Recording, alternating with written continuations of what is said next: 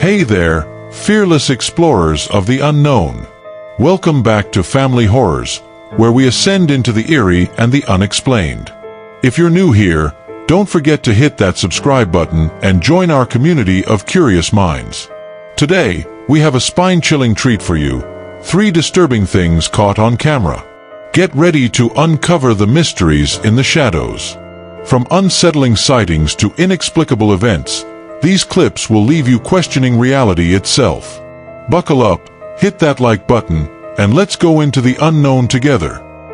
Have you ever seen someone walk into a room and never come out? Not through a back door. Not through a window. Just vanish. That's what happened to Victor Alvarez. The security cameras saw him enter classroom 209 at exactly 11:43 p.m. The door closed behind him. And then, nothing. When the morning shift arrived, the room was empty. His cleaning cart was still there. His radio. His keys. But Victor, gone. If this were just a disappearance, maybe the police would have found something. Maybe a clue. A sign of struggle. But there was nothing. Until someone checked the footage. And saw what happened next. Victor Alvarez had worked as a janitor at Springwood High for 17 years. He was the kind of man who never called in sick, never complained, and never missed a shift. He had a system, a routine. By 11 p.m. every night, he was making his final rounds. Checking the doors.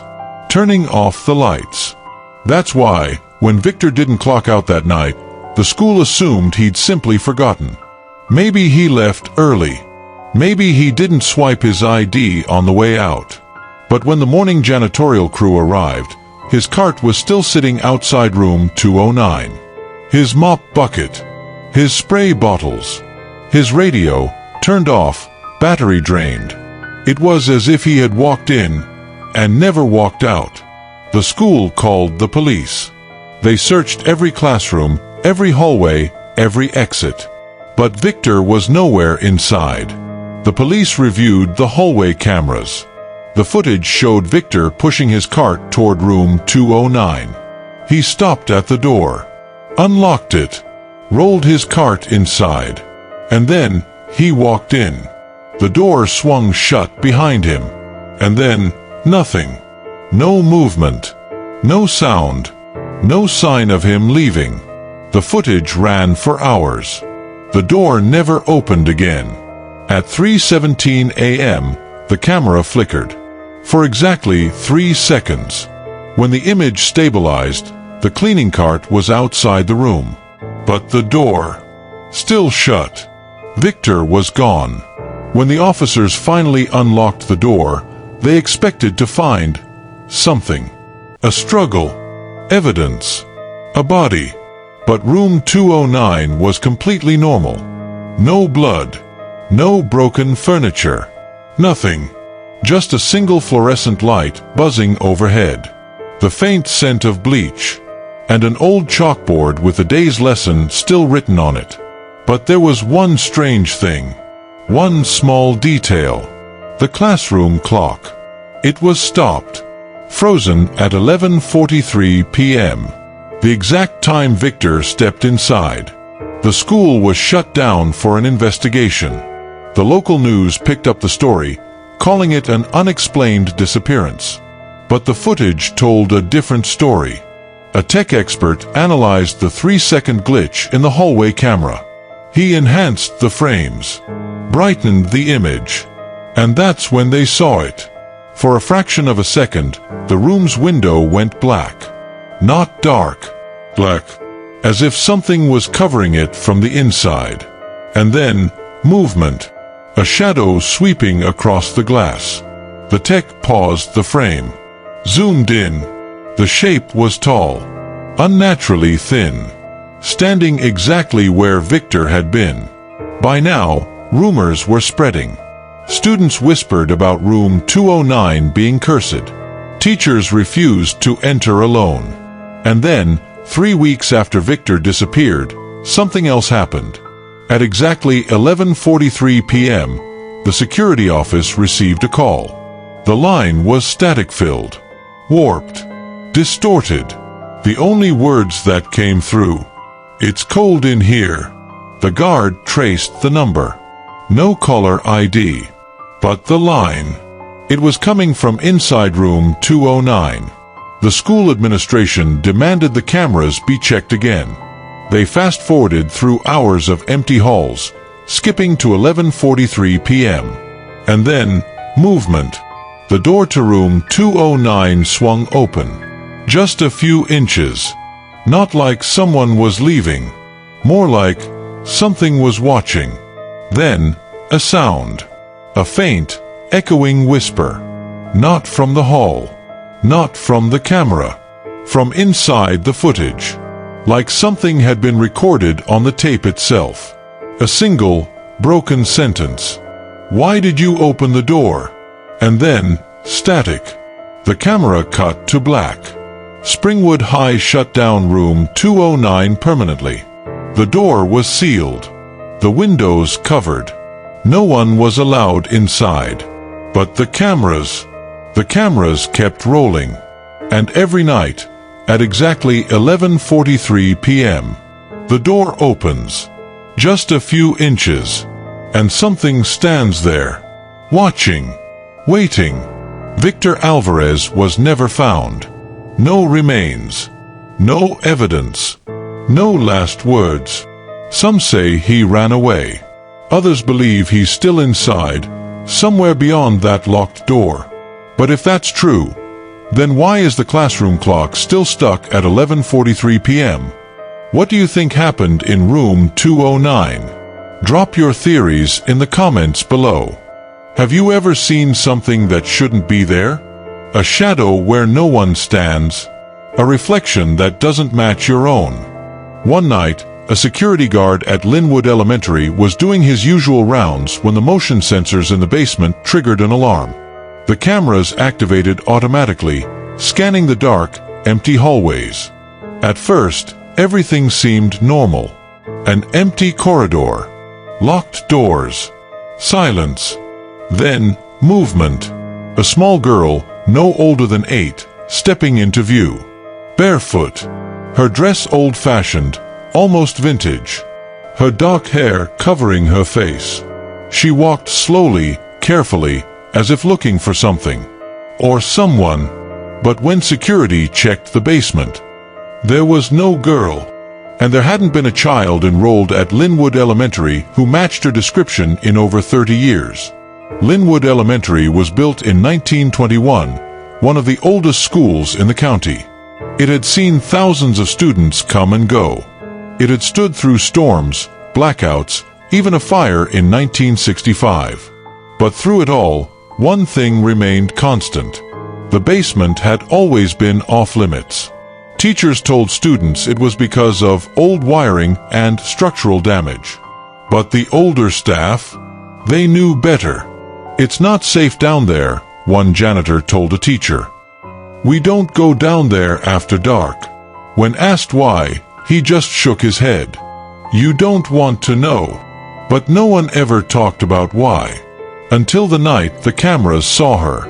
At 2:13 a.m., the school's motion detectors triggered an alert. The cameras switched to automatic recording. The screen blinked to life, a dimly lit basement hallway stretching into the dark. For a moment, nothing happened. Then, movement. A small figure stepped into view. A little girl. Her dress was old, like something from the 1950s. White with blue stripes, slightly tattered. She walked slowly, deliberately, as if searching for something. But there was one unsettling detail. She never looked up. Her head was down, hair covering her face. As she passed under the flickering hallway light, her bare feet made no sound against the floor. And then, she stopped, turned, faced the camera, and tilted her head, like she knew she was being watched. The screen glitched for a second, and when the image returned, the hallway was empty. By morning, the footage had already spread through the staff. Teachers whispered about it in the break room. The janitor refused to watch it.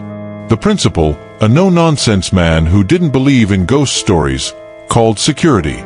"There's no way a child got inside the school at night," he said. "Check the basement." So they did. 2 guards, flashlights in hand, unlocked the basement door. The air was thick, heavy with the scent of dust and something older. They moved slowly, sweeping their lights across the old storage units, the rows of forgotten desks, the rusting metal shelves. There was no child. No signs anyone had been there. Except one guard froze. "What the hell is that?" He pointed his light at a wooden desk, old and covered in dust. A name had been carved into the wood. Faint.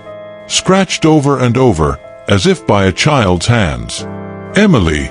One of the guards stepped closer. And that's when he noticed the dust had been disturbed. Something small, like a child's hand, had pressed against the surface. The wood was clean where the fingers had touched. The next day, the staff dug through school records. There had been many Emilys at Linwood Elementary over the years. But one stood out. Emily Monroe. A student who had died in 1993. She had gone missing after school one day. They searched for weeks. They never found her. And then, one morning, the janitor heard crying from the basement. They opened the door and found her body, sitting at one of the old desks. Head down, hands folded neatly, like she had been waiting. No signs of struggle. No explanation. She had simply been there. But here's the strangest part. The autopsy showed she had died of starvation, as if she had been trapped down there. 4 weeks. A week later, the cameras caught her again.